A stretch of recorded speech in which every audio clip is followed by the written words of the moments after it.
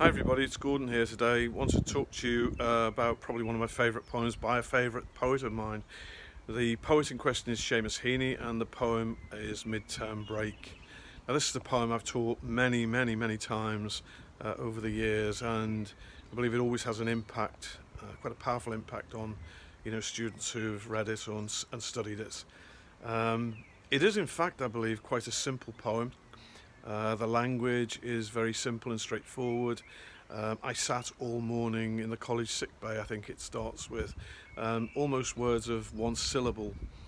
Nothing complex, nothing to trip us up, nothing to necessarily arouse our curiosity. But there is, accompanying that, of course, the very direct tone from the writer, Heaney, who uses the first person here with the word I.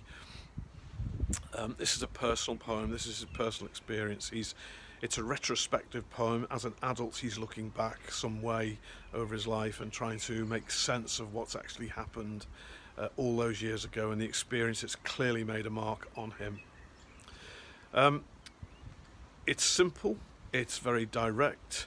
It's filled with ordinary details, neighbours, school, prams, all sorts of things like that. But of course, at its heart is this tremendous shock, the shock of a corpse, as Heaney refers to it, the corpse of his young sibling being brought home, and then having to view that corpse, the body of his young sibling, in the house, and trying desperately to come to terms with what he's seeing. And really, I think it's at that moment that sort of the magic and the poetry really comes to the fore, as some really powerful imagery is used by Heaney to describe the wounds, the physical impact on his young sibling from the car that's hit him.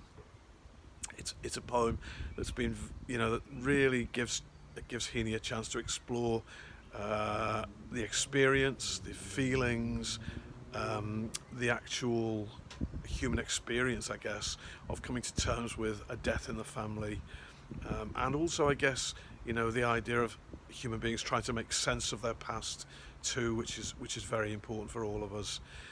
It's written in these very short 3-line verses, apart from, of course, the very powerful, simple last line: a 4-foot box, a foot for every year. And it's almost as if Heaney slams on the handbrake there, and really, almost throws a punch at the reader in the stomach, as we sort of recognise, the brutal reality of his of the death of his young sibling here, and the impact it's having, and it is all told a very powerful poem. I'm going to leave that with you now for the moment. I'd certainly have a look at Heaney's other poems in the AQA GCSE English Language and Literature Anthology. In terms of my own work, you might want to check out other videos on this YouTube site, and perhaps subscribe. It's all free, and look forward to you doing so. Okay, take care everybody. Bye for now.